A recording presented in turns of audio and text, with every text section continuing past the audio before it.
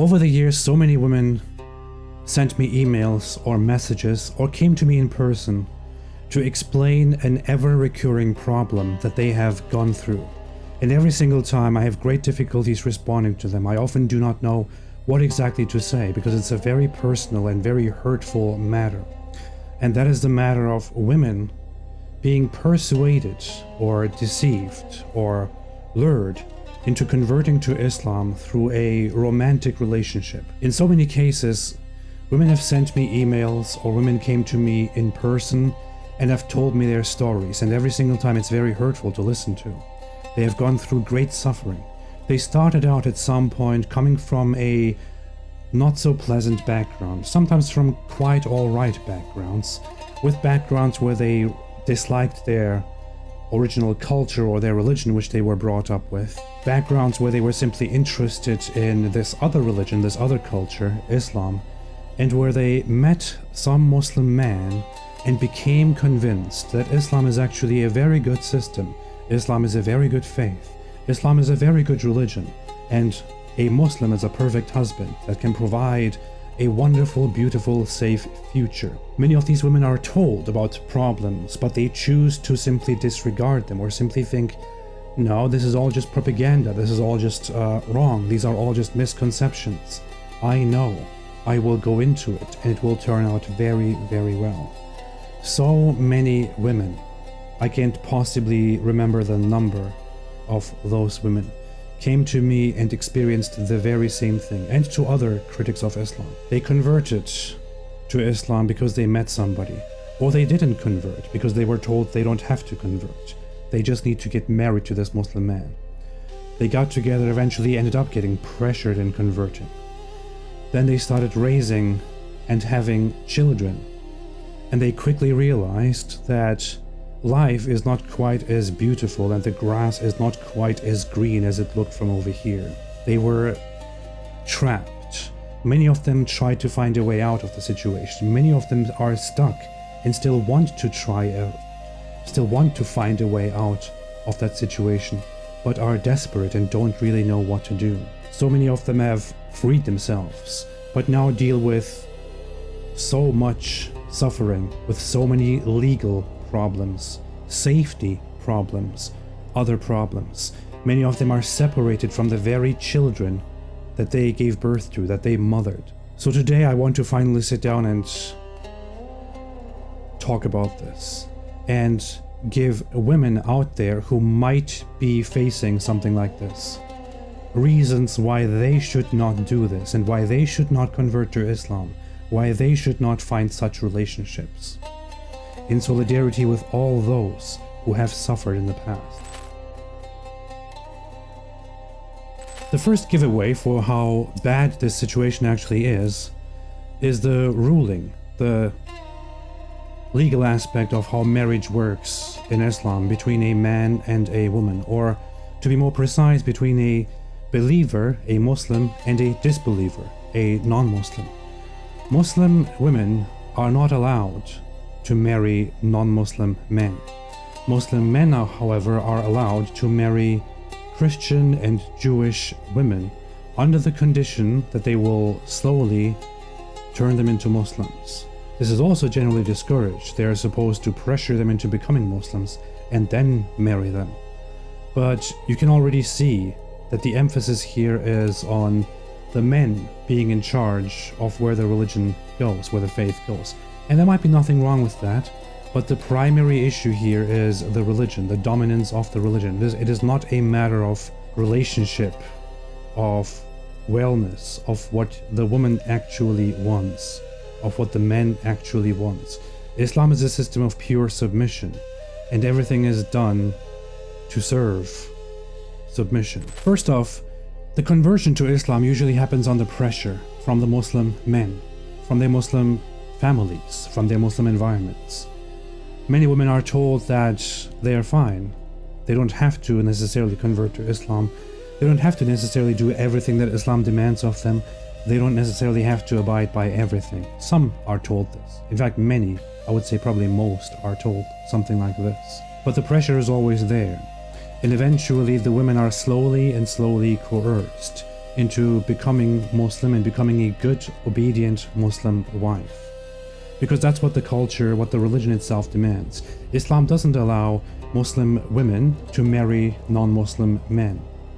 It allows Muslim men to marry non-Muslim Christian women or Jewish women, but is also generally discouraged. What is encouraged is to convert them to Islam, because Islam is what matters, and Islam is what is most important in the end. Your feelings and all your dreams and all of that do not really matter. As a non-Muslim who comes into the Islamic system, you might think that you will be given some understanding and some leniency, but as soon as you do convert to Islam, the pressure starts, and you will be given an expectation to fully obey and to fully become part of the Islamic system, of becoming a humble and obedient Muslim wife. And this should not be understated. According to the Quran itself, and this is by no means simply propaganda or a lie or a misconception, according to the Quran itself, in chapter 4, verse 34, men are in charge of women, and men may advise women if they only fear arrogance of the women, then separate them in beds as punishment, and finally beat them if the women do not obey. You would be shocked to hear how many of these women initially think, okay, it seems reasonable that the man has some authority, or think, yeah, it's probably not that bad, probably won't go that far, and then end up being completely battered and abused in these relationships. It happens so often. The horror stories are endless, incredible. What happens is generally very often that the Muslim man, after marriage, decides to move the family to a Muslim country. When they stay in Western countries, things are a little bit easier for the woman if she decides to eventually get out of the situation and seek help, but even then things are difficult. Unfortunately, we live in a very strange time where Western nations are softened and turn into naive cultures where authorities in the West often don't want to deal with Muslims and Muslim culture and don't want to interfere. And even as a Western woman, if you go to the authorities, you often have great difficulties to have them interfere. If you go to a Muslim country and live with a husband over there, things get incredibly difficult. I've talked to so many women who started raising a family there and quickly realized that the culture shock is significantly greater than anything that they experienced or prepared themselves for. And they eventually ended up wanting to leave, wanting to get out, because they were trapped and mistreated. And they had to, when they did get out, they had to leave their children behind and could never see their children again, or were threatened, had to make some harsh compromises. There are things to understand with the Islamic legal system and the Islamic culture when it comes to marriage, such as when a woman or when a person converts to Islam, this is considered a strictly binding permanent agreement. Islam does not allow leaving the religion. Legally, historically, jurisprudentially, converting to Islam means you bind yourself to Muslims as a whole, as a nation, as a group, as a tribe. And if you leave Islam, that is called apostasy, and that is treated as treason. So leaving Islam doesn't just mean you have changed your mind, you no longer believe in this, or you want to go a different way. It means you're turning your back and thereby betraying the entirety of the Muslim community that constantly considers itself at war with the rest of the world. It is literally considered an act of treason to the Muslims, to Islam. And apostasy is treated with the death penalty where it is applicable. In many countries today, the apostasy laws are still there. In many other countries where apostasy is not punished with death or with beatings or with prison, a woman who leaves Islam or a man who leaves Islam loses all their familial rights and everything. So if you as a woman leave Islam, you leave everything to the husband that you have abandoned, that you have left behind, and you lose custody. In countries where this is not enforced, it is usually enforced by the Muslim community and by the Muslim families. by their family members. It might even be that you encounter a Muslim man who is not that bad. But Muslim culture is different. There is something bad about the complete abandonment of Western individualism. Muslim men are usually, no matter how independent, no matter how strong they are very, very much bound to obey their culture, their parents and others. They might make promises to you of, I will take care of you, I will defend you, I will take care of you, if you need to do something differently, I will stand up for you. In practice, it usually does not work that way. Muslim men generally obey the culture, their elders, their families. And if their families don't like you and what you did and want to punish you, the Muslim men will often obey that and eventually will not stand up for you. This is only a mild case. Things can get much worse. I've talked to many who escaped brutal beatings, threats, death threats from the supposedly nicest, kindest men that they got together with. As said, the Quran establishes that Muslim men are in charge of women. Now, many Muslim men might not be in favor of beating their wives, of hitting their wives, of hurting them. The issue is that Islam is a constant system of legality. Islam doesn't care about what you think and how you feel. When I was a Muslim myself, I had a general problem with the idea that if I go to paradise as a Muslim, I would end up being given pure virgins in heaven that I would have endlessly have sex with. And I was raised in a culture where I kind of considered that a little bit bizarre. When I became a devout religious Muslim, I actually raised that issue, and I thought, I accept that this is a reward from Allah, but I don't really see myself as really agreeing to that.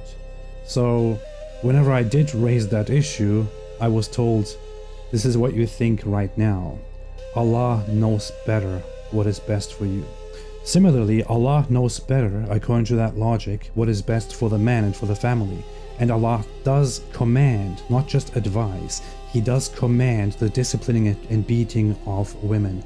And this can always be talked into a Muslim man by their religious leaders and elders. And stuff like this usually gets significantly more emphasized and serious once that person marries. As explained earlier, leaving Islam is punished with death and with other things. Normatively, Muhammad said that anybody who leaves Islam should be killed. Which is why vastly in Islamic history, in Islamic jurisprudence, across the main schools of Islam to this day, the norm and the law was to execute those who leave Islam. Now, when it comes to women, there are some difficulties, some differences, where it is discussed in Islamic history whether a woman should also be put to death. Some of the scholars agree that she should be put to death. Others say a woman should be locked up until she repents. However, there is no escaping a brutal punishment or a severe legal punishment, a severe social punishment, and you really don't want to ruin your life and end up in that situation where you have to complain for the rest of your life and repent and think about the suffering and try to seek help and try to get with your children again, or try to get over this situation for the rest of your life. There are more surprises than simply being persecuted for leaving Islam. The issues often also arise very, very early on. I have talked to many women who did end up marrying a seemingly very nice man who was all committed to them. Unfortunately, once the women got married to these men or moved to their countries and joined their communities, they found out that the man in question already has a wife. Or in other cases, the man ended up getting another wife after taking this wife in secret. In the West, it is often done in secret. In some other Muslim countries, it is done in secret. In many Muslim countries and environments, it is done with a blessing from the mosque or from their community. Islam allows polygyny, it allows polygamy, it allows a man to marry multiple wives, And contrary to popular modern belief or modern Muslim belief, the men don't actually have to care at all about what the first wife or the second wife or the third wife thinks. A man may, as granted and authorized by the Quran, take up to 4 women as wives, if they wish, if they want, if they can provide for them, if they can be just to them. And justice is very arbitrary by Islamic standards. So a situation like this is completely acceptable and actually very common in Islam and in traditional Islamic societies. A woman gets married to a man. The man is a very nice guy, very committed, but this man goes out, finds another woman, and decides to simply marry her too, and keep that second woman secret, and have a third wife, keep her a secret, have a fourth wife and keep her as a secret. He's usually allowed to do that. In many circumstances, it's not usually a secret. It's usually, hey, I decided to marry another woman. She is now also my wife, just so you know. Of course, you may end up thinking, I didn't agree to this. How could this be? And you might seek help from the Muslim authorities. What the Muslim authorities will tell you is that a man has the right to marry a woman. You have no say in this. You are just another woman. You don't have a say in this. You don't have a right to make any decision in this regard. And a man might even lie to you, use white lies or black lies to hide a second or third or fourth wife, just to evade problems that he might have with you because you might bicker too much about it or something like that. This is extremely common. Another issue is that the expectations, the pressure on the woman will severely increase after marriage is complete. As said, I do not mean to say this in an insulting way, but Muslim men are often babies in terms of social relationships and things like that. And they will easily submit to what their society and what their elders and what their parents and what their religious leaders demand from them. They will go with whatever is being said. It is a very deeply collectivist and obedience, submission-based culture. Islam literally means submission, and it's supposedly submission to Allah, but it's also submission by the person to the culture, to Islam in general. Divorce is a very difficult matter.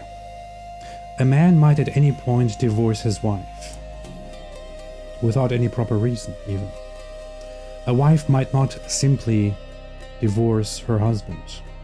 In Muslim countries, a woman who wants to divorce her husband is often faced with, one, an honor culture that can become very, very dangerous, because a man doesn't want to have his reputation tarnished. And so things can get extremely ugly. Or, two, more traditionally Islamically, a woman will have to be sent to a religious authority, to a court, to establish why exactly she wants a divorce. If you already get into problems with Islam and Islamic authority and Islamic culture, good luck with that. You will have to explain yourself. You will have to fear and actually count on the guarantee that things will not be in your favor at all. The situation, the way out of that is extremely difficult. So don't do it. Everything aside, a conversion should never be done for marriage to begin with, if that's why you're marrying. A conversion to a faith should be done because you actually believe in that religion. Of course, if you get involved in a romantic relationship, if you're enticed by some person, your mind gets a little bit confused and biased and influenced and drunk, and you might suddenly in a strange way view this Islamic religion as quite reasonable and quite true, because something like your hormones drive you toward accepting this relationship in some way or another. But one should never accept a religion out of pressure, out of relationships, out of anything like that. It should be done only with a very clear mind, with proper conviction, with actual conviction that this religion is true. And there are so many reasons why Islam is not true, why Islam is completely false. In fact, if you want to find out more about why Islam is false, you can watch so many videos by myself, by David Wood, by many other critics, to find out how terribly wrong and ignorant Islam actually is. That would actually be the primary reason why nobody, including women, should convert to Islam. I hope this helps women, or this helps prevent women from getting into that situation. It breaks my heart every single time that I encounter something like this. And I would love to somehow do my part and contribute to stopping this terrible suffering from happening to others. And if you are in such a situation, you can always reach out and ask for help. If I can't help you, maybe I can find somebody else who can help you with that situation. But primarily, what I want to tell you is, nobody should convert to Islam. But specifically, and especially women, should never, ever convert to Islam. Thanks for watching. If you want to help me spread this message, amplify this message, like this video, hit the subscribe button, and support our work on apostateprophet.com/donate to spread awareness and reach more people. I will be back with more. Until then, have a great day and stay away from Islam.